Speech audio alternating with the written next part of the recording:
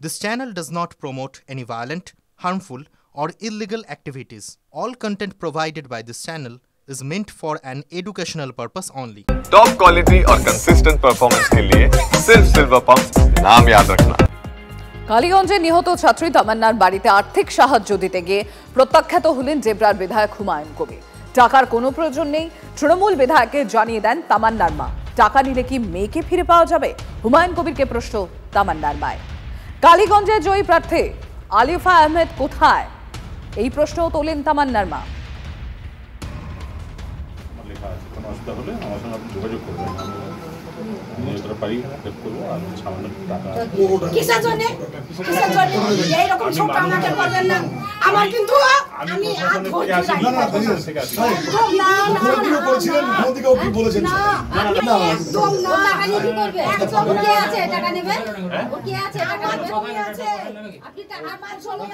প্রত্যেকটা মানুষের গর্জে ওঠা উচিত যে যার কাছেই বোমা থাকবে সে কোন দলের, কোন বর্ণের, কোন ধর্মের সে মানুষ দেখার দরকার নেই। প্রত্যেকটা মানুষের গর্জন করা উচিত যে এটাকে আমরা ডিসকার্ড করছি। They should raise their voice, কিন্তু everyone should raise their voice against বোমা, ইলিগাল পিস্তল, বোম যেগুলো মারে আমি জানি এগুলো। প্রত্যেকটা মানুষের each and everyone should raise their voice. আপনারা শুনলেন অস্বস্তির মুখে পড়ে জেবরার বিধায়ক তিনি কি দাবি করেছেন যে তিনি রাজনৈতিক নেতা হিসেবে নন, অরাজনৈতিক একটি সংগঠনের হয়ে তামান্নার বাড়িতে গিয়েছিলেন। যাদের কাছে বোমা থাকবে তাদের সব দলেরই বর্জন করা উচিত, এমনই মন্তব্য হুমায়ুন কবিরের। আর এবার আপনাদের আরও একবার শোনাবো যখন সেই বিধায়ককে হুমায়ুন কবির যখন তিনি চেক দিতে যান ঠিক কিভাবে গর্জে ওঠেন ওই তামান্নার মা। দেখুন। এর মধ্যে আমার ফোন নাম্বার লেখা আছে, কোনো অসুবিধা হলে আমার সঙ্গে আপনি যোগাযোগ করবেন। আমি যতটা পারি হেল্প করবো। আর সামান্য টাকা কিসের জন্য এইরকম ছোট আমাকে করবেন না। আমার কিন্তু আমি হাত ধরে আছি। না না বলছিলেন মোদিকেও কি বলেছেন? না না একদম না। টাকা নিয়ে কি করবে? একদম কে আছে টাকা নেবে? ও কে আছে টাকা নেবে? কে আছে? আপনি টাকা আমার জমি আছে। ছাড়ো জমি আছে, আমার বাড়ি আছে, আমার কেউ নিয়ার নাই। আমি একটা অরাজনৈতিক সংগঠনও করি, আমার যাই পরিচয় থাক আমি ওগুলো পরিচয় আসিনি। আমি একটা রাজনৈতিক সংগঠন, অরাজনৈতিক সংগঠন। ঠিক আছে, সবই বুঝলাম। এইখানে আপনি কোথায় থেকে এসেছেন? কোথায় বাড়ি আপনার? কলকাতা থেকে এসেছেন। সেই মেয়েটার কোথায় বাড়ি যে ভোটে এবার যার জন্য আমার মা চলে গেল? একবার আসেনি। কি করি ভরসা থাকে, একবার আসেনি। আসার দরকার নয় যে মা যা হয়েছে, মা একবার যে দুঃখ জানাইতে আসেনি। দুনিয়াকে দিয়েছে তার কানে পৌঁছাইছে না, তার জন্য যে আমার মেয়ে চলে গেল। সে আসতে পারবে না, তার আসার ক্ষমতা নাই। সে জানে যে আমাদের ইশারাতে এই কিছু হয়। আমাদের এই হইতে সেই মনটা আছে, ওই জন্য আমি আপনাকে বলে দিচ্ছি আপনি একটু মনে শান্তি চাবেন। এখানে মাটি দিয়েছে, এখানে আছে আইনের যা আছে। এর মধ্যে আমার ফোন নাম্বার লেখা আছে, কোনো অসুবিধা হলে আমার সঙ্গে আপনি যোগাযোগ করবেন। আমি যতটা পারি হেল্প করবো। আর সামান্য টাকা। বিজেপি নেতা সজল ঘোষের সঙ্গে আমরা যোগাযোগ করতে পেরেছি। সজল বাবু, তামান্নার মা, তার দুটো প্রশ্ন ছিল বিধায়ক জেবরার বিধায়ক হুমায়ুন কবিরের কাছে। এক, টাকা দিলে কি তার হারানো মেয়ে ফিরে আসবে? আর দ্বিতীয়ত, যার জয়ের পরেই মর্মান্তিক পরিণতি হলো সেই আলিফা আহমেদ কোথায়? না, শুধু হুমায়ুন কবির উনি বলেছেন যে আমি একটা রাজনৈতিক দলের পক্ষে না, সামাজিক সংগঠন থেকে এসেছি। উনি একজন এক্স পুলিশম্যানও না, আমি যদি খুব ভুল না করি তাহলে উনি একজন এক্স পুলিশম্যানও বটে। মানে ভাবতে লজ্জা করে, এরা পুরো মায়ের চোখের জলটাও এরা টাকা দিয়ে কিনতে চায়। আর্তনাদ করা, বুক ফাটা চিৎকার করা, যাকে দেখে ও পাথরও গলে যাবে যে মায়ের কান্না দেখে, সেই মায়ের কান্নাকেও পয়সা দিয়ে কিনতে গেছে।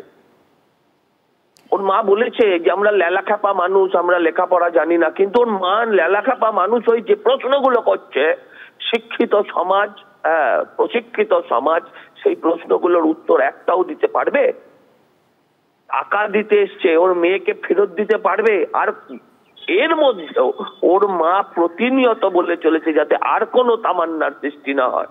সরকার এখনো সেই প্রতিশ্রুতি রাখতে পারেনি। হুড় পথে টাকা পাঠিয়েছে। আমি স্যালুট জানাই এদেরকে।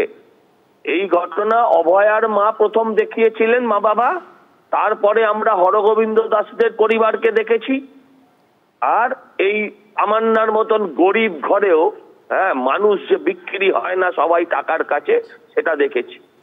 ধন্যবাদ সজল বাবু। আমরা টেলিফোনে যোগাযোগ করতে পেরেছি বাম নেতা শতরূপ ঘোষ রয়েছেন আমাদের সঙ্গে। শতরূপ, তামান্নার মা সেখানে ডেবরার বিধায়ক হুমায়ুন কবির তার হাতে যখন টাকা তুলে দিতে গিয়েছিলেন তিনি রীতিমতো তীব্র প্রতিবাদ করেন। তার দুটো প্রশ্ন ছিল তখন হুমায়ুন কবিরের কাছে। তিনি বলছেন যে এই টাকা পেলে কি আমার মেয়ে ফিরে আসবে, আর দ্বিতীয়ত যার জয়ের পরেই মর্মান্তিক পরিণতি হলো সেই আলিফা আহমেদ কোথায়?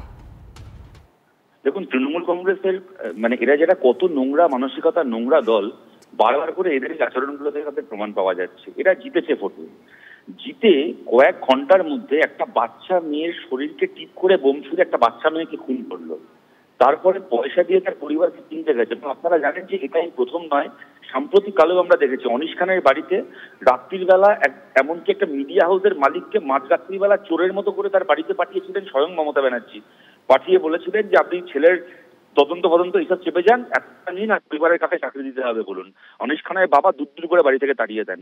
তারপরে এক জিনিস হলো, অভয় পরিবারের সঙ্গে মুখ্যমন্ত্রী নিজে বললেন যে আমি 10 লাখ টাকা তো দিতেই পারি, 10-20 লাখ টাকা, যেন পয়সা দিয়ে সদা করছেন এরকম ভাবে। হরগোবিন্দ দাসের পরিবারকে টাকা দিয়ে কিনতে গেছিল, সেখান থেকেও হাত ধাক্কা খেয়েছে। গতকাল তামান্নার পরিবারকে এরা প্রথমে মানুষকে মারবে, খুন করবে, তারপরে পয়সা দিয়ে তার পরিবারের মুখটাকে বন্ধ করে যেটা করবে, ওই লোকটাখানি কয়েকজনকে গ্রেপ্তার করেছে যাতে পরিবার থেকে আর তদন্ত নিয়ে বেশি চাপ না দেওয়া হয় পুলিশের ওপর, যেন সাক্ষী দিতে তারা আদালতে না যায়, এই করে যেন কয়েকদিন জেল খাটিয়ে নিয়ে একে একে এদেরকে ছাড়িয়ে আনতে পারে। তার জন্য লক্ষ লক্ষ টাকা দিয়ে এরকম ভাবে মৃতের পরিবারকে কেনার চেষ্টা করে মমতা বন্দ্যোপাধ্যায় এবং তার দলের রাজনীতিটা যে কতটা অমানবিক, কতটা নৃশংস, কতটা নোংরা, নতুন করে বাংলার মানুষ দেখছেন। ধন্যবাদ শতরূপ। আমরা যোগাযোগ করতে পেরেছি তৃণমূল কংগ্রেস নেতা তন্ময় ঘোষ রয়েছেন আমাদের সঙ্গে। তন্ময় বাবু, গতকালের এই ঘটনা কি বলবেন? দেখুন, প্রথম কথা হচ্ছে যে ঘটনা নিয়ে আমরা কথা বলার চেষ্টা করছি অত্যন্ত মর্মান্তিক, এবং এই ঘটনা নিয়ে যে রিয়াকশন দিতে হচ্ছে সেটাই অত্যন্ত দুঃখের। এক, দ্বিতীয় কথা হচ্ছে ডেবরার বিধায়ক হুমায়ুন কবির তিনি নিজে কি জন্য গেছিলেন সেটা তিনি বলতে পারবেন। দলের পক্ষ থেকে কোনোভাবেই তাকে কিছু বলা হয়নি, এবং সেটা তিনি সংবাদ মাধ্যমে জানিয়েছেন যে দলীয়ভাবে কোনো নির্দেশে আমি আসিনি, আমি ব্যক্তিগতভাবে গেছিলাম।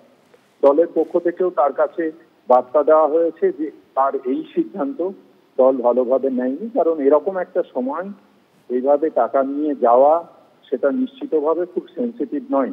তিনি পাশাপাশি এটাও বলেছেন যে এই ধরনের ঘটনায় দল মত নির্বিশেষে যারাই দোষী তাদের শাস্তি হবে। সেইটুকু বলে তিনি যদি ফিরে আসতেন সেটাই বোধহয় ভালো হতো। সুতরাং এটা দলের পক্ষ থেকে পাঠানো হয়েছে, এটা ঠিক নয়, এটা অত্যন্ত ভুলভাবে ব্যাখ্যা করা হচ্ছে। আর দ্বিতীয় কথা, আলিফা আহমেদের আপনারা শুনেছেন তার বক্তব্য, তিনি বলেছেন যে এই মুহূর্তে কালীগঞ্জে কোনো উৎসব হবে না, কোনো বিজয় উৎসব হবে না, কারণ একজন মেয়ের মা হিসেবে। তন্ময় বাবু, এই জায়গাটাই আমি যেটা জানতে চাইবো আপনার কাছে, ইনি যেমন এই তামান্নার মা যেমন টাকা তিনি রীতিমতো গর্জে উঠেছেন, প্রত্যাখ্যান করেছেন, তার পাশাপাশি তার আরও একটা প্রশ্ন ছিল, যার জয়ের পর এই মর্মান্তিক পরিণতির শিকার হলো তার মেয়ে, সেই আলিফা আহমেদ কোথায়? তিনি কেন এখনো পর্যন্ত তার কোনো দেখা নেই? নিশ্চিতভাবে আমি আশা রাখি আলিফা আহমেদ যাবেন। তিনি অত্যন্ত সেন্সিটিভ মন্তব্য করেছেন, এবং হয়তো আজকে আলিফা আহমেদ গেলে একইভাবেই সেই প্রশ্ন উঠত, কিন্তু তিনি পরিবারের পাশে আছেন এবং তিনি বলেছেন তো যে কালীগঞ্জের সমস্ত মানুষ আজকে এর সঙ্গে একসঙ্গে আছেন, মেয়েকে আমরা ফিরিয়ে দিতে পারবো না। যে ঘটনা ঘটেছে, এরা রাজনীতির সঙ্গে কোনো সম্পর্ক নেই। এই ধরনের লোক যে কোনো সময় যে কোনো শাসক দল এলেই তাদের ছত্রছায়ায় থাকে। আমরা ভবিষ্যতে এমন রাজনৈতিক পরিবেশ দেখতে চাই যেখানে এই লোকগুলো থাকবে। ধন্যবাদ তন্ময় বাবু।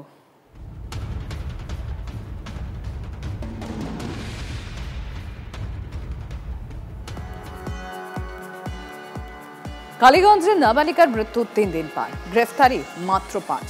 24 জনের বিরুদ্ধে লিখিত অভিযোগ দায়ের হলেও বাকিরা কোথায়? কেন বাকি অভিযুক্তদের নাগাল পাচ্ছে না পুলিশ? মূল অভিযুক্তরা অধরা বলে দাবি নিহতের পরিবারে। দোষীদের গ্রেফতারির দাবিতে ফুঁসছে কালীগঞ্জ। তৃণমূলের বিজল্লাস থেকে বোমাবাজির অভিযোগ। বোমার আঘাতে মৃত্যু হয় নাবালিকার। বিচার না পেলে কোর্টে যাওয়ার হুঁশিয়ারি নিহত ছাত্রীর পরিবারের।